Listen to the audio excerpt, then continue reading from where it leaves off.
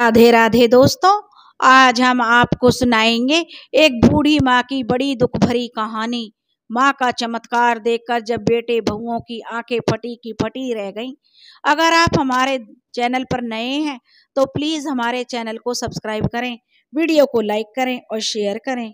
सावित्री देवी आज अपने बेटे विशाल के कमरे में सो गई। विशाल ने जैसे ही अपनी माँ को अपने कमरे में सोते हुए देखा तो उसका खून खोल उठा और विशाल चिल्लाते हुए बोला, माँ, आपसे कितनी बार कहा है कि बच्चों के कमरे में मत सोया करो, पर तुम्हें तो समझ नहीं आता। पूरे दिन खांसती रहती हो। जब भी तुम कमरे में सोती हो ना तो एक अजीब सी बदबू आती है। हर बार कमरे में सैनिटाइजर करना पड़ता है, कहीं बच्चा बीमार ना हो जाए। सीढ़ियों के नीचे थोड़ी सी जगह है, वहाँ कोने में क्यों नहीं जाकर सोती हो? पूरे घर में डेरा डालने की क्या ज़रूरत है? यह तुम्हारा गांव नहीं है माँ। और ये क्या, तुमने अपना गंदा चादर मेरे बेटे को उड़ा रखा है। अगर बीमार हो जाएगा तो दवाई तुम नहीं दिलवाओगी। अरे हमारे घर की नौकरानी भी माँ तुमसे ज़्यादा अच्छे से रहती है। बेटे की कड़वी बातें सुनकर सावित्री जी की आंखों में आंसू बह निकले। अब वह कहने लगा, विशाल, घूर घूर कर क्या देख रही हो? जाइए यहाँ से। तभी बाहर से उनकी बहू कल्पना की आवाज़ आई और कहने लगी, सुनिए जी, मैं रात को पार्टी से थक गई थी, मुझसे आज कोई काम नहीं होगा। बुढ़िया से बोल देना, घर का सारा काम संभाल लेगी। अब विशाल अपनी पत्नी कल्पना की बात सुनकर अपनी माँ से बोला, माँ, आपको सुनाई नहीं दिया? आपकी बहू पार्टी से कितनी थकी हुई आई है। आप जाकर इसके लिए गरम तेल लेकर आइए और कल्पना के पैरों में तेल लगाकर उसके पैरों की मालिश कर दीजिए। अब बेचारी सावित्री जी बोली, बेटा, यह तुम क्या बोल रहे हो? तुम अपनी पत्नी के प्रेम में इतने अंधे हो गए हो कि तुम्हें अपनी माँ के दर्द की रत्ती भर भी जो परवाह नहीं है। तुम्हें अपनी माँ के दर्द का एहसास नहीं होता। और क्या कहा तुमने?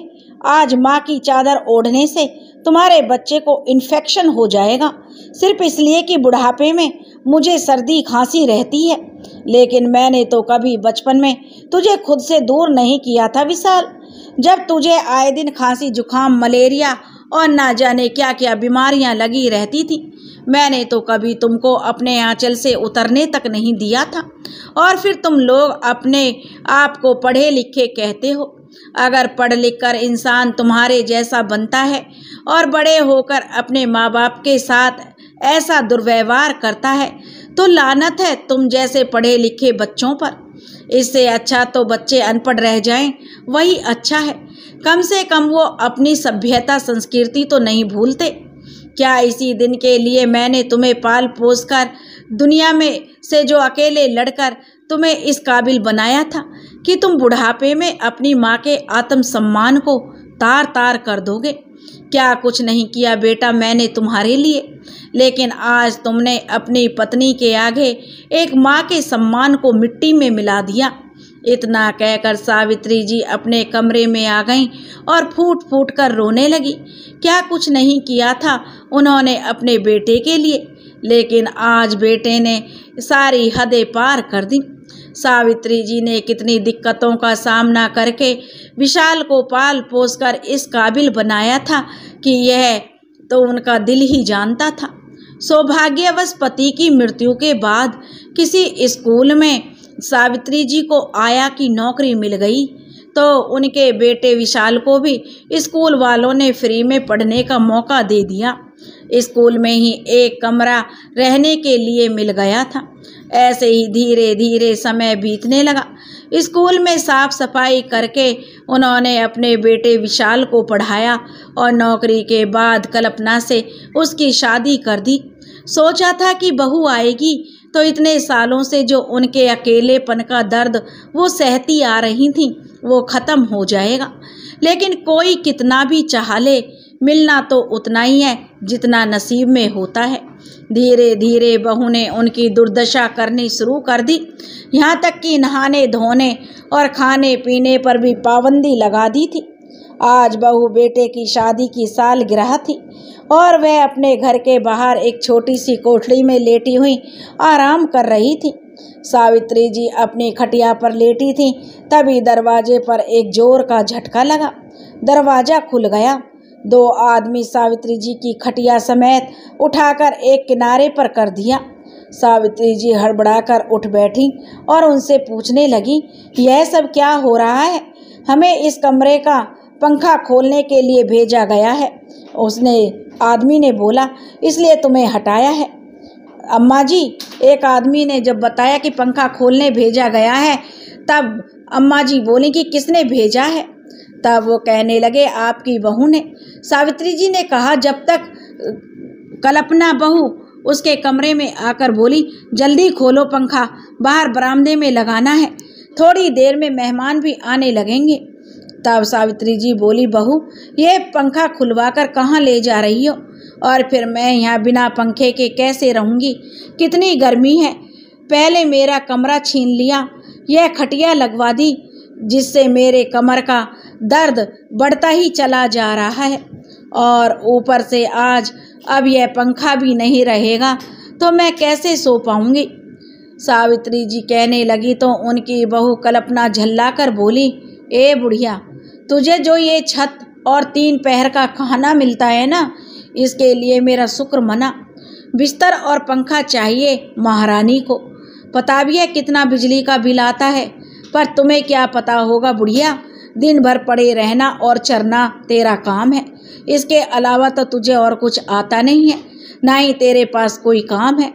सावित्री जी बेचारी कुछ कहने की हिम्मत नहीं जुटा पाई और वापस जाकर अपनी खटिया पर बैठकर पसीना पोंछने लगी। आज घर में पार्टी थी। सावित्री जी के बेटे बहू की शादी की सालगिरह थी, जिसके लिए पूरे घर को सजाया जा रहा था। जहाँ घर के कोने कोने को रोशनी और पंखे से सजाया जा रहा था, वहीं दूसरी ओर सावित्री जी के कमरे से पंखा भी हटा दिया गया था। कल्पना और विशाल भाग भाग कर सारा काम देख रहे थे कि तभी हलवाई आकर कल्पना से बोला, मैडम, अचानक से हमारा सहायक बीमार पड़ गया है, तो मैंने किसी और से बात की है। वह अभी आता होगा, पर वो बड़ा सुस्त है, धीरे धीरे काम करता है, इसलिए रसोई का काम अभी शुरू कर देता हूँ। पर मुझे एक और सहायक की ज़रूरत पड़ेगी, तो तुम्हें किस काम के लिए सहायक चाहिए? कल्पना पूछने लगी। तो हलवाई बोला, सब्जियां काटने, झूठे बर्तन धोने और झूठी टेबल पोंछने के साथ साथ पूरियां बेलने के लिए भी मुझे एक सहायक की ज़रूरत पड़ेगी। तब कल्पना बोली, तुम चिंता मत करो और अपने उस आदमी को आने से मना कर दो। मेरे पास जो एक सहायक है जो यह सारे काम अकेले ही कर देगा।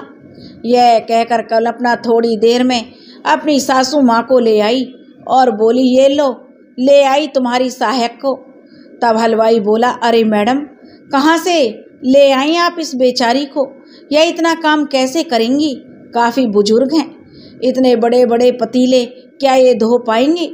तब कल्पना कहने लगी, तुम्हें सवाल जवाब करने की कोई ज़रूरत नहीं है, तुम अपना काम करो और इसे इसका काम बता दो। यह कहकर कल्पना वहाँ से चली गई। इधर हलवाई ने सावित्री जी से कहा, अम्मा जी, तुम यहाँ बैठकर यह सारी सब्जियाँ काट दो। वहाँ सब्जियों का ढेर पड़े थे, जिसे देखकर सावित्री जी इधर उधर देखने लगी। तभी हलवाई सावित्री जी से बोला, माँ जी, इतनी सब्जियाँ काट तो लोगी ना? अच्छा ये बताओ, घर में कोई और नहीं है क्या जो तुम इस उम्र में भी यह काम करने आई हो?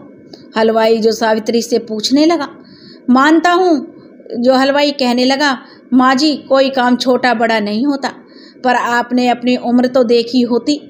तब सावित्री जी बोली, क्या कहूँ बेटा, जब किस्मत ही खराब हो तो उम्र को भी हार माननी पड़ती है।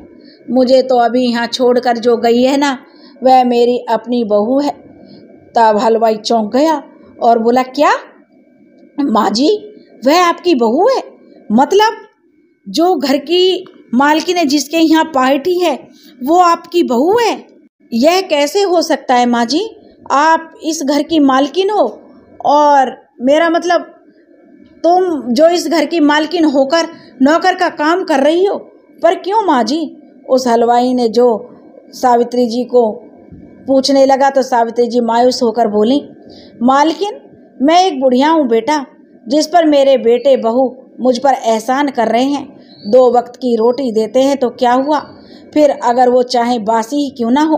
पहनने को कपड़े देते हैं तो क्या हुआ, अगर वो फटे पुराने हो। रहने को घर दिया है तो क्या हुआ, फिर चाहे घर के सारे काम मुझे ही क्यों ना करने पड़ते हों। इस उम्र में बच्चों से इतना एहसान मिल रहा है तो क्या बेटा यह कम है? आखिर इसी दिन के लिए तो माता पिता अपने बच्चों को बुढ़ापे की लाठी कहते हैं। पर यह कोई नहीं कह सकता कि वो लाठी आपको सहारा देगी या आपके ऊपर पड़ेगी। अब हलवाई सावित्री जी की बातों को बड़े ध्यान से सुन रहा था। तभी सावित्री जी बोली, चलो बेटा अब मुझे क्या करना है बता दो। तब वह कहने लगा, हाँ हाँ माँ जी। वह सावित्री जी बोली, भाई बूढ़ी हड्डियाँ हैं, थोड़ा धीरे धीरे काम करेंगी। उस पर भी अगर हम बातें करने लगे तो काम में और देरी हो जाएगी, जिस पर तुम्हें तो थोड़ी फटकार मिलेगी ही, पर मुझे तो खाना भी नहीं मिलेगा। थोड़ी देर बाद मेहमानों का आना जाना शुरू हो गया। तभी कल्पना रसोई में आकर बोली, सुन बुढ़िया, तुम्हें किसी भी हाल में बाहर नहीं आना है। मैंने सारे मेहमानों को तुम्हारे तीर्थ यात्रा पर जाने की बात कह रखी है, इसलिए गलती से भी अपना चेहरा मत दिखा देना। इतना कहकर कल्पना बाहर चली गई। उसके बाद पार्टी शुरू हो गई। पूरे दिन रसोई में बैठे बैठे सावित्री जी की हालत खराब हो रही थी, ऊपर से उनसे काम भी करवाया जा रहा था। हलवाई तो फिर भी बीच बीच में बाहर जाकर पंखे के नीचे बैठ जाता था, पर सावित्री जी को तो बाहर जाने की भी इजाज़त नहीं थी। कुछ घंटे के बाद हलवाई जाकर सावित्री जी से बोला, अम्मा जी बस पार्टी ख़त्म ही समझो, अब तुम भी खाना खा लो, फिर बाहर चली जाना और थोड़ा आराम कर लेना। भूख तो सावित्री जी को काफ़ी लग रही थी और सुबह से खाने के बीच में बैठकर भी वो एक निवाला भी नहीं खा पाई थी, क्योंकि कल्पना की पूरी नज़र सावित्री जी पर ही थी। जब सारे मेहमान चले गए तो कल्पना रसोई घर में आई। उसने हलवाई को पैसे दिए तो इस पर हलवाई ने कहा, मैडम बर्तनों को धोने के लिए एक साबुन दे दीजिए और अपने रामू को थोड़ा कुछ दे दीजिए, वो सारे बर्तन धो देगा। हलवाई की बात सुनते ही जो कल्पना भड़क गई, किसी को कुछ नहीं दूंगी मैं। कल्पना जो हलवाई को डांटने लगी, जब बर्तन धोने वाली है मेरे पास तो मैं फोकट में किसी को क्यों पैसे दूं, और अपने रामू से कह देना जो खाना बचाए वो ले जाए और तुम भी ले जाना, बस इससे ज़्यादा कुछ नहीं दे सकती मैं। पर मैडम, हलवाई बोला, इतने बड़े बड़े बर्तन ये बेचारी अम्मा जी कैसे धोएंगी? जहाँ पार्टी में इतने पैसे खर्च किए हैं वहाँ थोड़े से पैसे और खर्च हो जाएंगे तो क्या हुआ, बेचारे उस गरीब का भी भला हो जाएगा। तब कल्पना बोली, तुम्हें बड़ी बड़ी बातें बनाने में कुछ घना मज़ा आ रहा है, तुम्हें ये सारी बातें इस बुढ़िया ने सिखाई हैं। तुम्हें तुम्हारे काम के पैसे मिल गए ना, अब यहाँ से अपना रास्ता नापो। मैं कोई यहाँ पर समाज सेवा करने नहीं बैठी हूँ, इतना खाना दे रही हूँ मुफ्त में, उसका कोई मोल नहीं है क्या? बाजार में आटे दाल का भाव पता भी है? अरे इसकी पूरी साल की कमाई से भी यह ऐसा खाना नहीं खा पाएगा जो मैं इसे यूं ही दे रही हूँ। कल्पना कहने लगी तो हलवाई बोला, पर मैडम अम्मा जी ने कुछ नहीं खाया है, वो कब से काम में लगी हुई हैं। जब इतना खाना बच गया है तो इनके लिए भी कुछ रख लीजिए। अब हलवाई के इतना कहते कल्पना जोर से बोली कि तुम यहाँ से जाते हो या नहीं, या फिर तुम लोगों को भी यह खाना वापस ले लूँ। वैसे भी ऐसा खाना इस बुढ़िया को पचता नहीं है। हलवाई बेचारा और क्या बोलता, उसने जो सावित्री जी को एक दया की दृष्टि से देखा और चला गया। उसके जाते ही कल्पना सावित्री जी से बोली, सुन बुढ़िया, अभी काम ख़त्म नहीं हुआ है, सारे बर्तन धोने हैं, उसके बाद इस जगह की सफाई भी करनी है। बहू की बात सुनकर सावित्री जी बोली, बहू तुमने सारा खाना उन्हें दे दिया, मैं क्या खाऊंगी, मुझे बहुत ज़ोरों से भूख लगी है। बुढ़िया, कल्पना कहने लगी, यह सारा काम पहले ख़त्म कर दो फिर दूंगी खाना। मुझे पता है अगर पहले ही तुम्हें खाना मिल जाएगा तो तुम सुस्ता कर काम करोगी, इसलिए पहले काम ख़त्म करो फिर खाना मिलेगा। पर जो सावित्री जी बोली, बहू खाना तो तुमने सब दे दिया। तब कल्पना कहने लगी, बुढ़िया तुझे क्या लगा आज घर में पार्टी है तो तुझे दावत मिलेगी? तेरा खाना फ्रिज में पड़ा है, कल की बासी दाल चावल, बढ़िया ही हलवा पूरी खाने वाली। इतना कहकर कल्पना वहाँ से चली गई। कल्पना के वहाँ से जाने के बाद सावित्री जी अपने आंसू रोक नहीं पाई। सुबह से काम किया और एक निवाला भी मुंह में नहीं डाला था, लेकिन फिर भी उसे मिला क्या? वही बासी दाल चावल। आखिर ऐसा क्या पाप किया था जो उसे यह दिन देखना पड़ रहा है? सोचते हुए सावित्री जी वहाँ से खड़ी हो गई। कहने लगी, चलो भूख तो जोरों की लगी है, उसको तो मिटाना ही पड़ेगा, चाहे बासी दाल चावल ही क्यों ना हो। मन में तो जो वह बड़बड़ाते हुए सावित्री जी झूठे बर्तनों को समेटने लगी, पर जब वह पतीला लेकर उसके ढक्कन को हटाने लगी तो सावित्री जी हैरान रह गईं, क्योंकि उसमें थोड़ा खाना बचा हुआ था। वह समझ गईं कि यह उस हलवाई का काम है। उसने सारा खाना लेते समय मेरे लिए सारे पतीलों में थोड़ा थोड़ा खाना छोड़ दिया। सावित्री जी हलवाई को दुआएं देने लगी और जल्दी जल्दी खाना खाने लगी। खाना खाकर सावित्री जी बड़े बड़े पतीलों को बड़ी मेहनत से धो रही थी। तभी उनका बेटा विशाल वहाँ आकर बोला, यह धीरे धीरे क्या कर रही हो माँ? जरा जल्दी जल्दी हाथ चलाओ। खाती तो इतना हो पर पता नहीं सब कहाँ चला जाता है। यह सुनकर सावित्री जी बोली, हाँ बेटा, खाती तो बहुत हूँ पर खाना नहीं, अपनी इज्जत अपना मान। पता नहीं आजकल के लोग बच्चों के लिए इतनी मिन्नतें क्यों मांगते हैं, कि क्यों करते हैं इतनी मन्नतें। जो बच्चे बड़े होकर अपने माता पिता के साथ ऐसा व्यवहार करते हैं, ऐसे बच्चों से तो अच्छा है कि बे औलाद होना, इससे अच्छा तो बच्चे हों ही ना। सावित्री जी की बात सुनकर विशाल बोला, क्यों माँ ऐसे कह रही हो जैसे तूने मुझे पता नहीं कौन सा मेरे लिए पहाड़ तोड़ दिए और बड़ा एहसान किया बुढ़िया तूने मुझे पैदा करके। अरे अच्छा होता तुम मुझे पैदा ही नहीं करती, कम से कम मैं किसी रईस घर में तो जन्म लेता। आज तक तुमने मुझे दिया ही क्या है? कंगाल तो तुम खुद थी, तो मुझे क्या देती? सालों से एक मेरे ऊपर बोझ बनी बैठी हो। तुम्हें पालते पालते तो पता नहीं मैं ही चला जाऊंगा एक दिन, लेकिन तुम्हारा पेट नहीं भरेगा। तब विशाल की बातें सुनकर सावित्री जी बोली, हाँ बेटा, आज मुझे भी पता चल गया कि बच्चे भी माता पिता को पालते हैं। तब विशाल बोला, और क्या, पाली तो रहा हूँ तुम्हें, और माता पिता तो अपने बच्चों के लिए ना जाने क्या क्या करते हैं, और एक तुम लोग हो। एक टूटा फूटा घर दिया मुझे, जिसको बनाने में मेरी खटिया खड़ी हो गई। ऊपर से तुम्हारा खाना पीना, दवाइयाँ, कपड़ों के खर्च क्या कम है जो इतना बोल रही हो। कहकर विशाल वहाँ से चला गया। अपने बेटे की बातें सुनकर सावित्री जी की आंखें भर आईं। उनका हृदय जो बहुत ही दुख रहा था और सोचने लगी, बच्चे यह कैसे भूल जाते हैं, उनका जीवन ही माता पिता की देन है जो वो अपनी पूरी जिंदगी देकर भी चुका नहीं सकते। खैर, सावित्री जी को अब इन बातों की आदत हो गई थी। एक दिन सावित्री जी घर के आंगन में झाड़ू लगा रही थी कि तभी वहाँ पर वही हलवाई आया। उसे देखकर कल्पना, जो वहीं आंगन में बैठे बैठे फ़ोन पर बातें कर रही थी, कहने लगी, क्या हुआ, क्या चाहिए?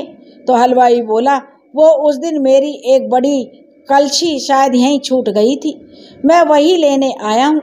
तो कल्पना बोली कि जाकर रसोई में देख लो।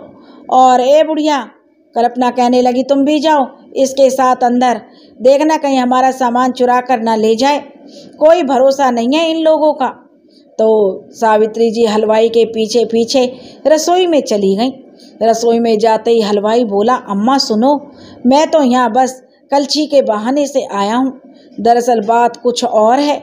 उस दिन तुम बता रही थी ना कि तुम्हें हलवा खीर बहुत अच्छा बनाना आता है, इसलिए तुम्हारे लिए एक अच्छी खबर लाया हूँ।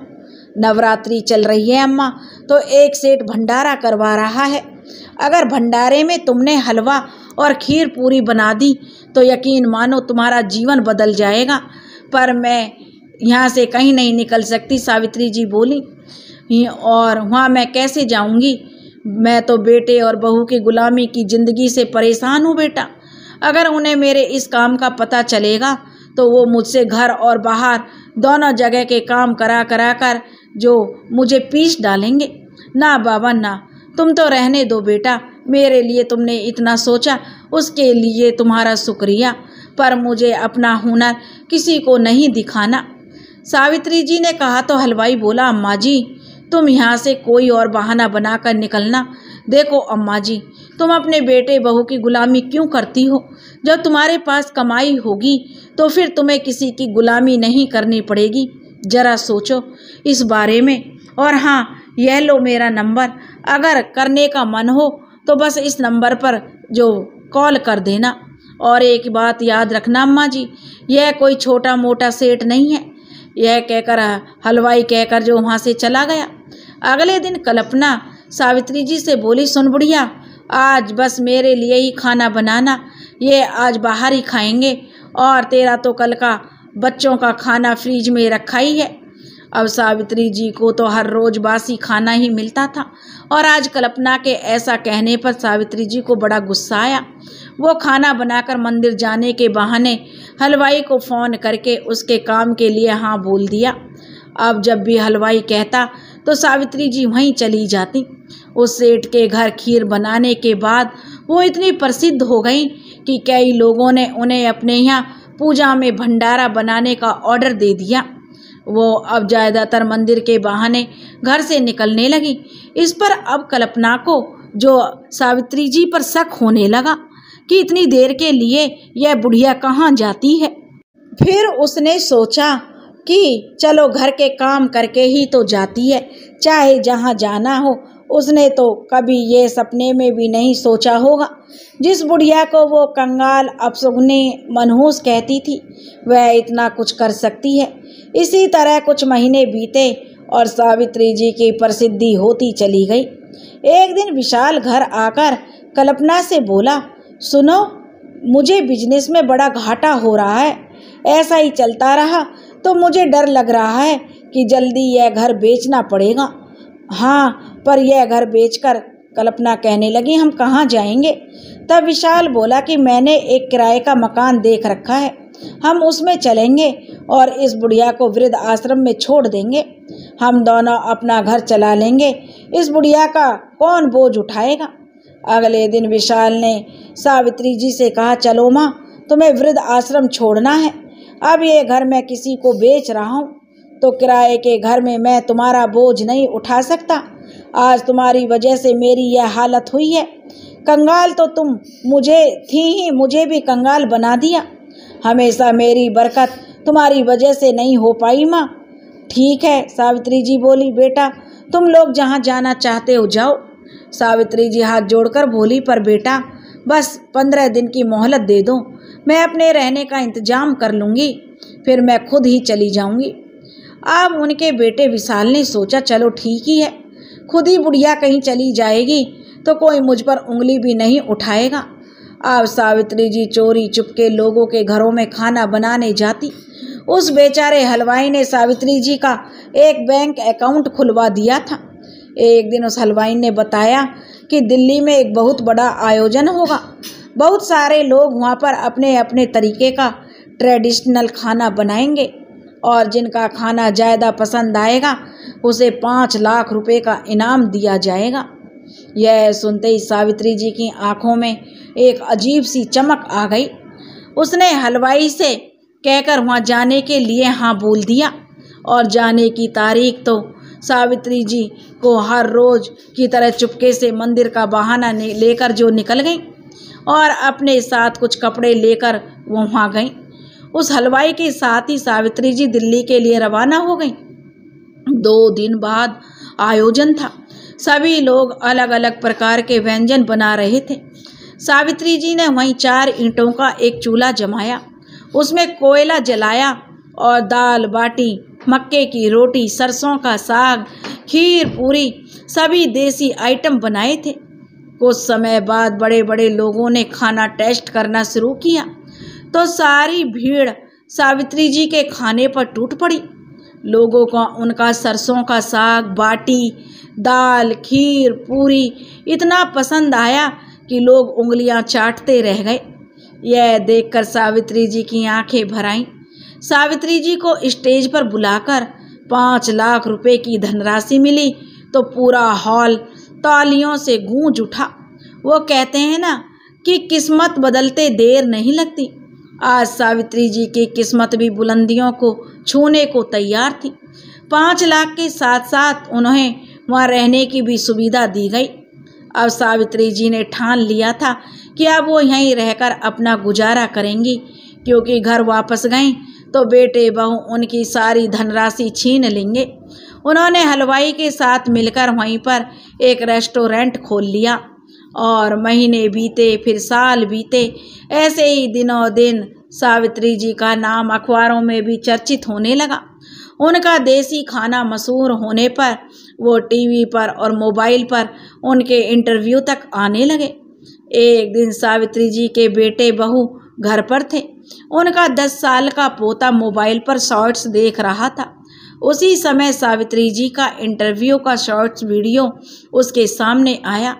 तभी उनका पोता चिंकी जोर से चिल्लाया, मम्मी पापा देखो, दादी माँ का मोबाइल पर आ रही हैं।